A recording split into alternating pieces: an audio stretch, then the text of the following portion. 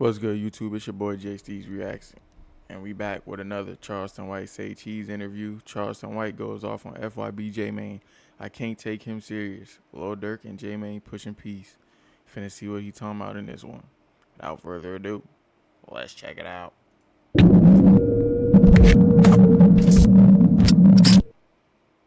I kind of knew something was up because of the show he had, man, and he was just getting real close with JMane, and I was always asking myself, like, was it authentic? And I just felt like it was always it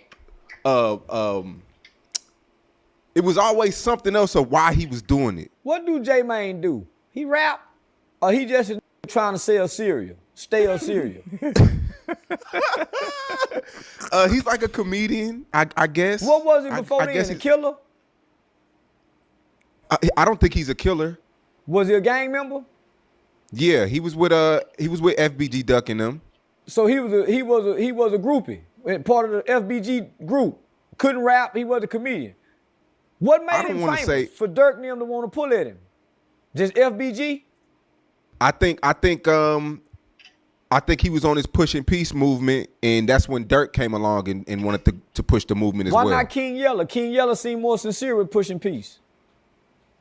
Yeah, King Yella was the first one. He shot a video in 2016 pushing peace, and that's when they tried to kill him at the video shoot. So that's the nigga you go, if you really sincere about pushing peace, and I don't like King Yella. Don't like nothing about it with scribble scrabble on his face. If you really sincere and you from Chicago and you sincere about pushing peace, how you not gonna go to the pioneer of this? He's the pioneer of drill music rappers pushing peace. You go get your pioneer because he trailblazed that fur. You don't go get the goof troop JMane. Nobody can take JMane serious because when he gets you on the platform, he whooping you. It's hard to take that serious with pushing peace and whooping, and you got all these mothers that's still in pain. You got a with a cereal box talking about pushing peace. Man, go get that nigga who almost lost his life and put his life on the line for pushing peace if you really serious. If you really serious. Don't get the cereal box. That's a clown that's gonna get the last. So now, man, I think JMane took a lot from your book. I think he seen a character and he mixed the real life with the character. He used to try to book me all the time. He used to call me out. I would never respond to him. I would never respond. Why? Because I didn't take him serious. I ain't taking no nigga serious with a cereal box in his hand every day. That's a boy to me. That's a boy. I'm looking, nigga, I want to sit down and have some substance. I ain't finna sit down no nigga whooping. Whoop, whoop. And I gotta ask you the whoop question. Man, nigga, I ignored that nigga that nigga called me about 10 times. Man, I wouldn't even respond to that nigga. V tried to plug me in with him. Nina tried to hook me. Man, I'm not doing nothing with that. I'm gonna keep a cereal box with him. I'm gonna take him serious. So, they say that nigga JMane selling I sit down with a King Yella. Who done tried that cereal before? Even though you don't like him? Yella. But I wouldn't sit down with a man. But he come along after everybody died, done went to jail. And I don't see him pushing peace. I see him pushing his platform and trying to get his cereal sold. I don't see him back in Chicago, reaching back to the mothers who have buried their children. If you really pushing peace, you have to go back and get JoJo and them mama. All them kids who gonna die, Tuka mama. That's where the peace come from. They pain, they voice, they tears, they hurt. That's what healed the peace, niggas. That's why I put the murder change me event together, nigga, because that's what brings the healing. That's what mama and them talking. Not the nigga who once was a part of it. Yeah, they come along with mama and them, but you can't separate the street and leave mama and them out of it. Because that's what make us listen, man, them turtles. You was there, man. You saw how, man, that room that was some powerful shit. Yeah, it was. Yeah, Rainwater fucked up trying to sell it and make it about money, but nigga, that was some powerful shit. Oh, my bad, shit. That was some powerful shit. So, homie, you go back and get those mothers and find a way. You find a way to create a platform, homie, that helps them heal.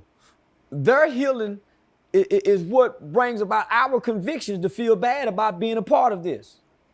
But talking to the killers, when they got a platform that's paying them, when the cameras come on, everybody playing. These niggas playing. They got a cereal box. They went home and so now go get the real pain of that community. Mothers who have lost children that we don't know nothing about. This nigga got that LeBron There's James other shit. people done died out there, homie, but behind this.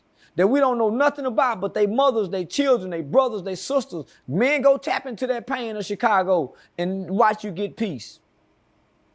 But they're not tapping into the pain of Chicago. They tapping into the entertainment side of Chicago. Yeah, no, you're definitely speaking facts. But I do want to say this, though. He has sat down with people in the same room as him, interviewed people who they probably would have killed each other 10 years ago. So that was a big step. In the name of content creation, where we get a check, and we joke around and doing it. You don't, homie. Two people who wanted to kill each other 10 years ago don't heal the community by them sitting down. Shit. That's why the truces never mean anything. That's why when the gangs come together, because they ain't lost nothing. They lost a homeboy. A homeboy crying compared to a mama crying. Come on, that's a whole different weight on the scale. Hearing them women choke up, men make a nigga walk out the room and wipe his eye, man, shit. Nigga, that's why I put the killers who have killed. I went and got a judge, I went and got a prosecutor, but ultimately the pain of those mothers. Hearing Miss Dominique voice crack up, homie, nigga, that get me every time. Watching Mama Duck break, that get me every time. Lil Snoop mama, Mo 3 mama, homie, that get me every time. But listening to the killers talk, you niggas just don't want to go to jail no more. And you niggas understand consequences. That's why y'all ain't killing each other today. 10 years ago, y'all didn't understand consequences. You was a kid at 19, 20 years old, coming from trauma, coming from poverty, with an undeveloped brain. Now your brain is developed. You have logical ways to think now. And you understand if you do this, you going to jail. Compared to when your brain was undeveloped, you knew it was wrong, but you didn't have a full understanding of what you were really doing and the consequence of what you do. Now you understand consequences. It's easy not to kill now, scared ass. You understand consequences now. So that's why I troll the grown street niggas online. I do not bother young niggas that'll kill you because I know they don't understand consequences. They don't understand 17, 19 years old, if I kill you, I'm going to get caught. They still think they can get away like the video game. On Grand Theft Auto, when they outrun the police and go hide and put the code in and it reset and the sirens go off. The 19, 20-year-old think life is like that. They really do, though. But that's why nigga 27, 28, 30, the little Dirk them age, now that they understand consequences, now they want to put on the kufi hats. They want to take their shahadas, all that shit, because they understand consequences. But you can't avoid killing. If you done killed before, nigga, that shadow will linger over your head till you die. I definitely get what you're coming from. I definitely, I think you are a pioneer in the YouTube space to where a lot of these people, the Ant Glizzies, the JManes, they all watch you. So I feel like JMane could do a better job at pushing peace, but I also feel like a lot of these people are watching you. They feel like they have to get in character. I didn't start out in character, homie. I started out in character because when I wasn't in character, nobody was paying me no mind. I was traveling to Washington, D.C. every year, man, with the Campaign Fair Sentencing of Youth, the Incarcerated Children's Advocacy Network. I was working with mothers of crime violence, gun violence. So I wasn't in character with them people. I wasn't my first interview with you, I wasn't in character. The second interview with you, I wasn't in character. The third interview with you, I wasn't in character. When I was getting on Uzi Vert and Gilly about pop, I wasn't in character, homie. The character came later when they kept talking about my dreads. The character came later, homie. But initially, those were my convictions as a man, as a black man, as a father, as a youth advocate, as a school mentor. So those were my convictions. The character came once I started understanding the internet, that the algorithm don't embrace this. So I'm saying it's hard for these mothers. It's hard for the people who... You speak positivity, crickets. See that shit with NLE Child. Homie, the character was strictly for monetization. Once I created the character, I was no longer interested in trying to solve these issues in the community. Because I feel like I'm not a savior. And I didn't want to be a savior. I didn't want that burden anymore, homie. I got tired of, it's a burden to carry, my nigga. It's a real burden that you have to carry when you care about black people.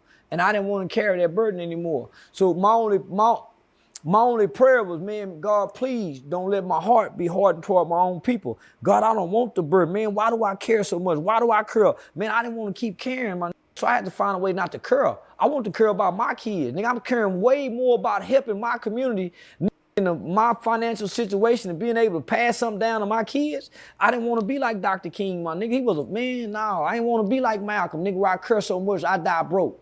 Nigga, kill me, man, that nigga. So I created the character out of disdain, out of anger, so I don't become hateful. And nigga became my outlet. You bitch ass nigga. And I can come out of character and say, man, shit, I'm just playing. I don't really care about that shit. So when you hear me say, nigga, half the shit you see me talking about, I don't care about no more, nigga. I cared in the beginning. When I came to the internet and I realized that they idolize these niggas, they shaming a nigga that's coming from the community. Ain't no helping it. Oh, he a snitch. Ain't no snitch, but I will call the police. I'm a law-abiding. Once I realized that they couldn't I didn't want that. I didn't want to care, my nigga. I don't want that burden to care. So God answered my prayers and freed me, my nigga. I don't care no more.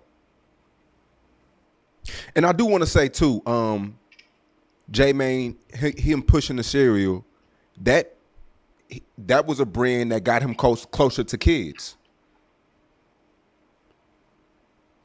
That cereal helped the kids get in tune with the pushing P stuff too. And he does do interviews with moms. Like I've recorded interviews with. Well, good for that. Yeah. I would never do an interview with him. Yeah, never. I would. Yeah. He ain't on my level intellectually. I cannot see me and him sitting down and having a real intellectual conversation. So that's good for him, homie. Not that I'm trying to knock him. I just look at him and would never take him serious based on the fact he a whoop serious nigga. Yeah, I thought that was a retard. So I salute for what he doing. But you can't reach kids. I ain't gonna say you can't, because kids' minds are so young and impressionable, so it's easy to impress upon children. Mm-hmm. Nigga, see how no mother that's got tears in her eye can sit across that with a box of cereal and have a real conversation. One by one.